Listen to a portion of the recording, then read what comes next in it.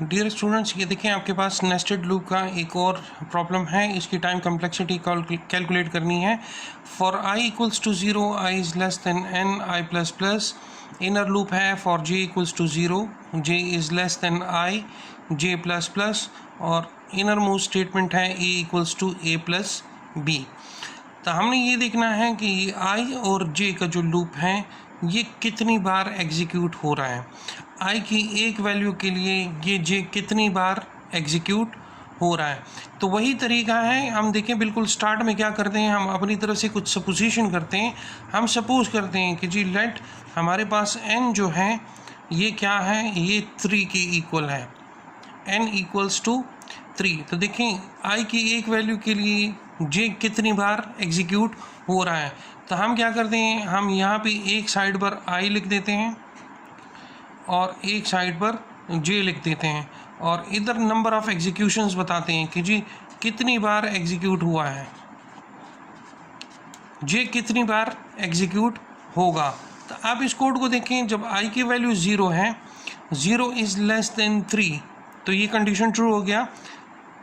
Control जब यहाँ shift होगा तो जे की वैल्यू 0 है, जे इज़ लेस देन आई, आई की वैल्यू ऑलरेडी 0 है, तो 0 इज़ नॉट लेस देन 0, तो ये कंडीशन फॉल्स हो गया। दैट मीन्स जब आई की वैल्यू 0 है तो ये कोड एग्जीक्यूट नहीं होगा। जब आई की वैल्यू 1 है तो 1 इज़ लेस देन 3, तो ये कोड एग्जीक्यूट हो गया। ठीक है। जब हम कहते हैं कि आई की वैल्यू हमारे पास 1 हो गई तो जे कितनी बार एग्जीक्यूट होगा। आप इधर कोड को देखें, जे इक्वल्स टू 0, तो 0 इज़ लेस देन 1, तो कंडीशन ट्रू हो गया, तो ये एक दफ़ा एग्जीक्यूट हो जाएगा। दैट मीन्स कि ये 0 के लिए एग्जीक्यूट हो जाएगा। तो हम कहते हैं कि ये जे की 0 वैल्यू के लिए ये कोड एग्जीक्यूट होगा। फिर उसके बाद ये स्टेटमेंट एग्जीक्यूट हो जाएगी, कंट्रोल यहाँ से वापस चला जाएगा तो जे की वैल्यू 1 हो जाएगी, तो 1 इज़ लेस देन 1, ये कंडीशन फॉल्स हो गई। दैट मीन्स कि जे जब 1 हो जाएगा तो ये कोड एग्जीक्यूट नहीं होगा। जब ये कोड एग्जीक्यूट नहीं होगा तो ये स्टेटमेंट भी एग्जीक्यूट नहीं होगी। तो ये स्टेटमेंट सिर्फ जे की वैल्यू जब 0 है तो तब एग्जीक्यूट होगा। तो देखें जे की वैल्यू 0 है उस पर एग्जीक्यूट होगा, लेकिन ये 1 पर एग्जीक्यूट नहीं होगा। ठीक है। तो जब जे आई की वैल्यू 1 है तो ये सिर्फ एक दफ़ा एग्जीक्यूट होता है, दूसरी बार एग्जीक्यूट नहीं होता। तो नंबर ऑफ़ एग्जीक्यूशन मैं कहता हूँ कि जी ये 1 टाइम जो है एग्जीक्यूट हो रहा है। अब नेक्स्ट आइटरेशन में हम क्या करते हैं, हम आई की वैल्यू को 2 कर देते हैं। जब आई की वैल्यू को 2 करते हैं तो आप देखो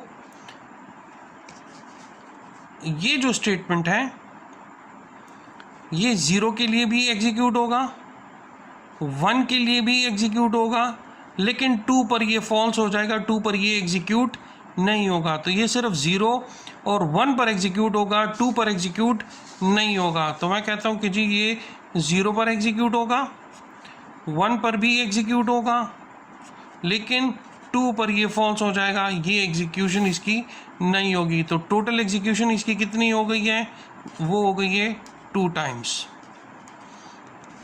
अब जब हम आई की वैल्यू को 3 कर देते हैं तो आप देखो जब आई की वैल्यू आपके पास 3 हो जाएगी तो ये इनर मोस्ट लूप ये 0 के लिए भी एग्जीक्यूट होगा, 1 के लिए भी एग्जीक्यूट होगा, 2 के लिए भी एग्जीक्यूट होगा, लेकिन 3 पर फॉल्स हो जाएगा। तो हम वही लिख देते हैं कि जी ये 0 पर एग्जीक्यूट हो जाएगा, 1 पर भी एग्जीक्यूट होगा, 2 पर भी ये एग्जीक्यूट हो जाएगा, लेकिन 3 पर इसकी एग्जीक्यूशन फॉल्स हो जाएगी। तो ये कितने टाइम एग्जीक्यूट हो गया, ये 3 टाइम्स एग्जीक्यूट हो गया। तो आप एक पैटर्न देखें कि जब आई की वैल्यू 1 है तो ये 1 टाइम एग्जीक्यूट होगा, जब आई की वैल्यू 2 है तो 2 टाइम एग्जीक्यूट है, जब आई की वैल्यू 3 हो जाएगी तो ये 3 टाइम्स एग्जीक्यूट हो जाएगा। इसी तरह बढ़ते बढ़ते जब आई की वैल्यू n हो जाएगी तो ये n टाइम्स एग्जीक्यूशन करेगा। तो आपने टोटल एग्जीक्यूशन इसको ऐड करना है। तो देखें ये कितना है, 1 + 2 + 3 + 4 अप टू n। तो ये कितना आपके पास आ जाएगा टोटल एग्जीक्यूशन, 1 + 2 +3 +4, इसी तरह बढ़ते बढ़ते ये आपके पास हो जाएगा +n तक। ठीक है, और अगर आप इसको गौर से देखें तो ये आपके पास अरिथमेटिक सीरीज हैं। ये किस चीज़ के बराबर हैं? ये आपके पास बराबर है n × n+1 डिवाइडेड बाय 2 के। ये इस चीज़ के इक्वल है। आप इसको आपस अंदर मल्टीप्लाई कर दें, n को अंदर मल्टीप्लाई कर दें तो ये n² + n आ जाएगा, और उसमें हायर ऑर्डर टर्म आपके पास कौन सा है? n²। तो इससे आपके पास आ जाएगा n²। तो टोटल टाइम कम्प्लेक्सिटी आपके पास इस प्रोग्राम की क्या आएगी? वो आपके पास आएगी बिग O ऑफ n²।